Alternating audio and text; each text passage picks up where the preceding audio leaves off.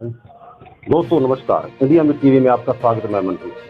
इस 2023 के विधानसभा में चुनाव में टस चल रही कांग्रेस भाजपा हर बार रिपीट करती रही। इतिहास बदलने की आज एक पार्टी ने ठाम रखा। आज उद्घाटन है कार्यालय का।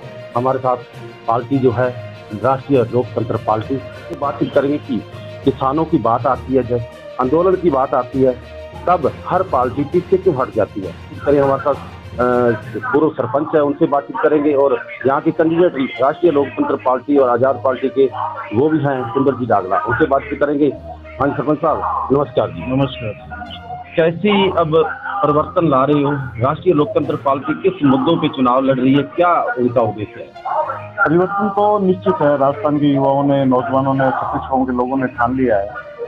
मुद्दे जी 75 साल से हम देख रहे हैं, आज़ादी के 75 साल बाद भी अगर हमारा प्रदेश इतना पिछड़ा हुआ है, विकास के नाम पर वोट मांगे जा रहे हैं अभी भी, तो ये बड़ी दुर्भाग्य की बात है। वो ये चीज़ें तो बहुत पहले हो जानी चाहिए थी।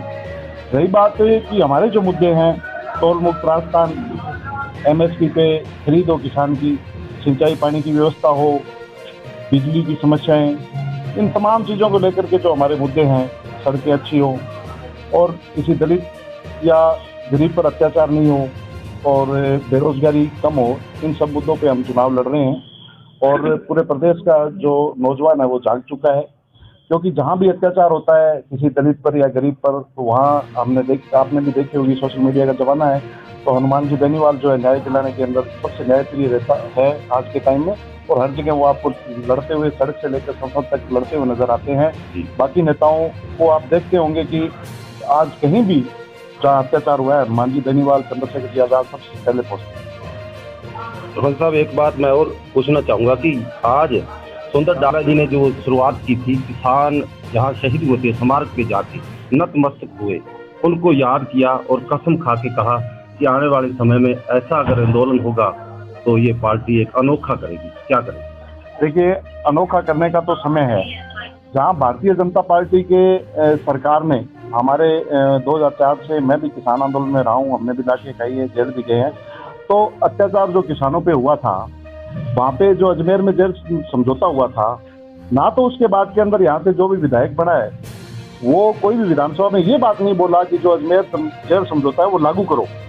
हर चीज रिकॉर्ड होती है। अगर किसी के पास सबूत हो, कांग्रेस, भाजपा या कम्युनिस्ट, किसी भी विधायक ने अगर ये क्वेश्चन वहाँ पे रखा है तो हम राजनीति छोड़ देंगे। जबकि मुद्दा ये था कि 58% पानी जो हमारा रिजर्व है वो लागू होना चाहिए, अजमेर जेल समझौता लागू होना चाहिए। इस चीज को भुला दिया, क्योंकि उनका मकसद रहता है कि हम हर बार दरिया कैसे बिछाए, आंदोलन कैसे करें। और हनुमान जी ने आज तक कोई भी लड़ाई है जो अधूरी नहीं छोड़ी है, हर लड़ाई को, हर काम को सिरे चढ़ाया है। तो हमारा जो सिंचाई पानी का मुद्दा है और जो हमारे साथी किसान यहाँ पे शहीद हुए थे, उनका सच्ची श्रद्धांजलि हम यहाँ नहरों में पानी ला करके और 58% रिजर्व करवा के इसकी श्रद्धांजलि हम देंगे, ये विश्वास है। दोस्तों बहुत बड़ा विश्वास करने के लायक बात कही। इन्होंने कहा कि हम धरातल पे करके दिखाएंगे जो हमें चाहिए, लेकिन कसम जो खाई है उनसे भी बातचीत करेंगे। सुंदर जी डागला जी, सुंदर जी, आज हमारे बीच जो किसानों के केस अनेक को झगड़ते रहे, विजय झोड़ जी वो हमारे बीच तो नहीं है, उनको आपने श्रद्धांजलि दी है, क्या उनकी नीति पे आप खरे उतर पाओगे? बिल्कुल मंजीत जी, उनकी नीति पे खरे उतरेंगे। जितने भी किसान शहीद हुए किसान आंदोलन में, भाई विजय झोड़ जो युवाओं के एक प्रेरणा स्रोत थे, जिन्होंने नशे के खिलाफ एक मुहिम छेड़ी थी, प्रशासन ने उन्हें परेशान किया और जिसके कारण उन्होंने आत्मसमर्पण कर दिया और अपनी जीवन लीला समाप्त कर ली। इन शहादत को हम भूलेंगे नहीं।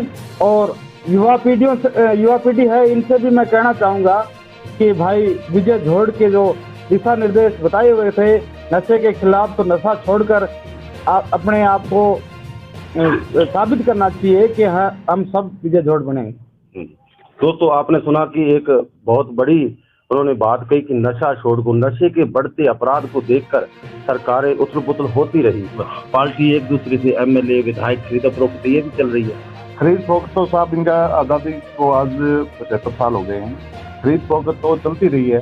अब मैं इन चीज़ों से राजनीति के ऊपर उठ के एक बात करना चाहता हूँ कि जो पूर्व प्रधानमंत्री थे अटल बिहारी वाजपेयी, उनकी एक वोट से सरकार जो जा रही थी, हालांकि वो वोट खरीद सकते थे, सरकार बना सकते थे, लेकिन उन्होंने कहा था कि चुनाव आएंगे, सरकारें बनेगी, सरकारें जाएंगी, लेकिन हम जो है लोकतंत्र को जिंदा रखेंगे।